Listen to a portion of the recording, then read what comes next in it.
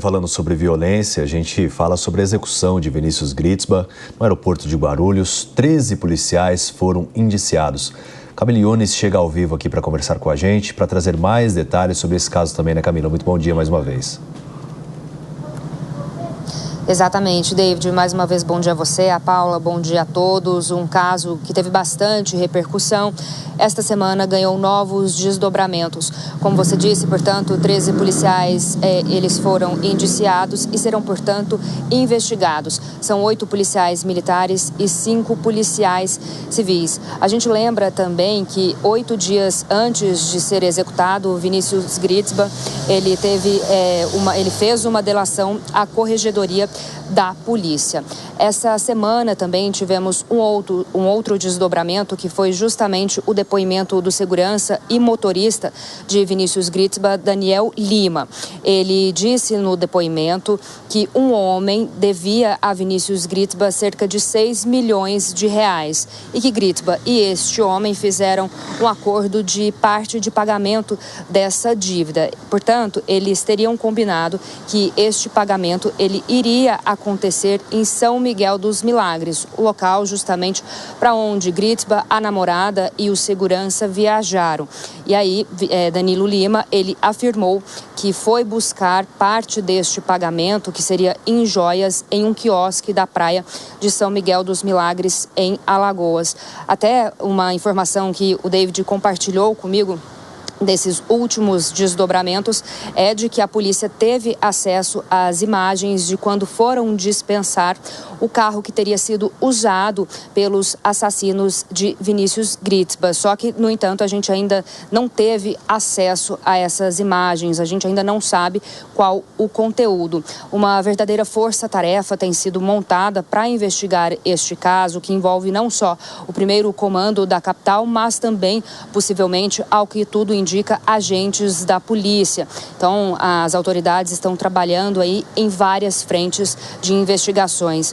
Lembrando também que Gritzba, ele fez um acordo de delação premiada. Nesse acordo, ele poderia receber uma redução de pena, poderia também cumprir em liberdade essa pena, só que ele teria que pagar um montante, aí, fazer um ressarcimento aos cofres públicos no valor de aproximadamente 15 milhões de reais. Fato que aconteceu, né, que chocou bastante o país por ter acontecido em plena luz do dia em um dos maiores aeroportos aqui do país. Aconteceu no dia 8 de novembro essa execução de Vinícius Gritzba. E claro, ainda tem muitos desdobramentos para acontecer e a gente vai acompanhando de pertinho este caso, né, David? Exatamente, Camila, muitos detalhes sobre essa história, até mesmo sobre a execução ter sido no Aeroporto Internacional de Guarulhos, poderia ter sido em Maceió, muitas questões sendo levantadas, mas realmente essa informação de uma fonte de que os assassinos de Vinícius Gritzba foram vistos sem a cobertura nos rostos, justamente nesse processo de identificação. A Secretaria de Segurança Pública, por enquanto, não se manifestou, não se sabe ainda se houve o reconhecimento, eles já estão atrás e até mesmo não divulgou as imagens para evitar uma possível fuga, ou se essas pessoas também seriam policiais.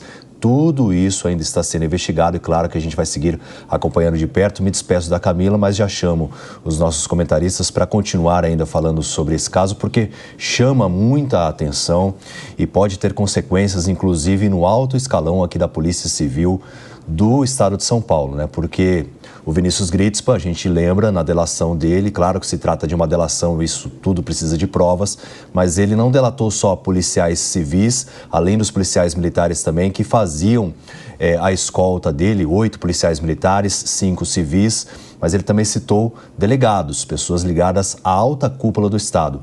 E isso também pode ter consequências até mesmo políticas, pensando na gestão do governador Tarcísio de Freitas, né? Começando pelo Acácio Miranda.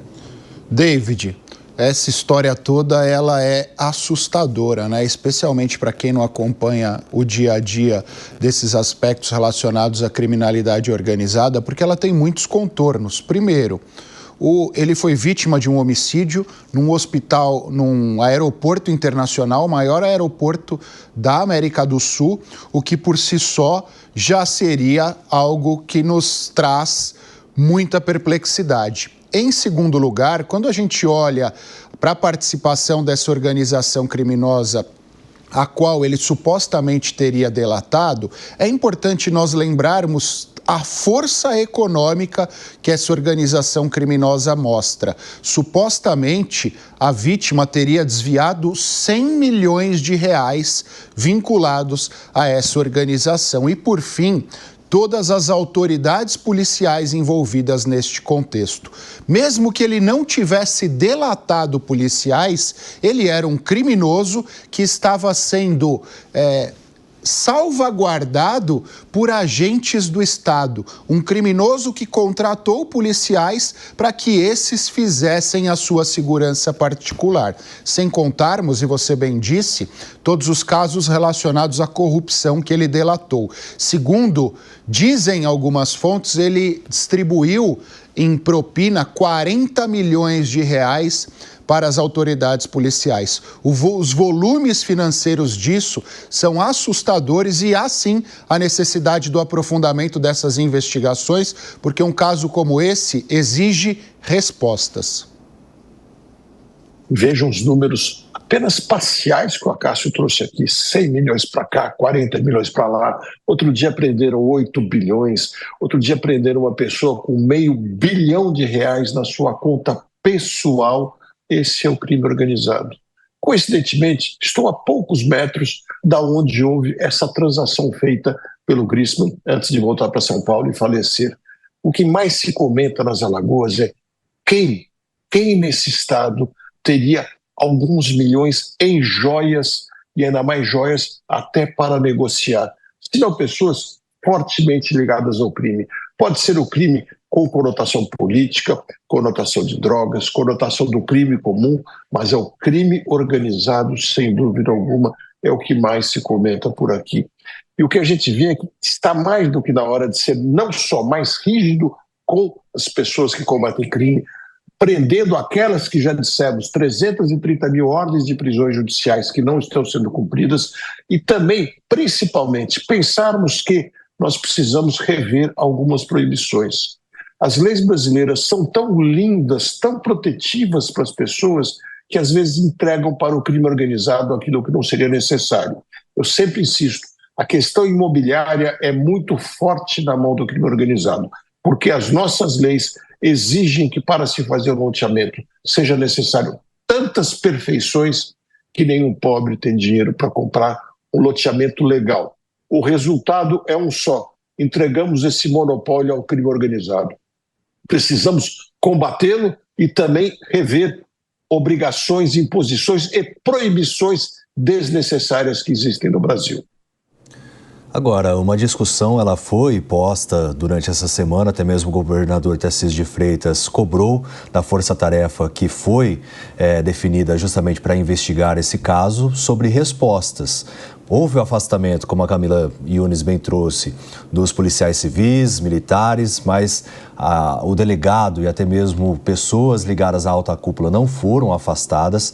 E isso também já está sendo explorado no contexto político, porque a gente trouxe a informação ao longo dessa semana que o próprio governador de Goiás, o Ronaldo Caiado, disse que precisaria federalizar essa investigação, ou seja, a Polícia Federal também investigar, porque à medida que o delator diz que existem policiais civis envolvidos num processo de corrupção, precisaria haver isso. E, claro, fazendo também uma cobrança ao próprio presidente Lula. Só que, diante desse cenário todo, o Caiado faz essa sinalização para demonstrar também que o Tarcísio não tem conseguido resolver essa crise institucional. E agora essas imagens também que a nossa fonte aqui relatou, que já existem das pessoas com o rosto descoberto, os assassinos com o rosto descoberto, realmente a Secretaria de Segurança Pública, o governo do Estado, precisa trazer respostas efetivas para que a gente consiga realmente ver um avanço na elucidação desse crime, né? Porque é um crime também de um delator que é uma peça-chave para o Ministério Público de São Paulo realizar as investigações, né? O PCC tinha 2 grandes delatores. Um foi o Griezmann, morto há uma semana, o outro foi morto em Goiás este ano ainda em circunstâncias que as pessoas têm certa dificuldade de explicar. Então, o governador Ronaldo Caiado tem os seus próprios problemas a serem levados em consideração, e essa questão de combate ao PCC vai muito além de discussões políticas.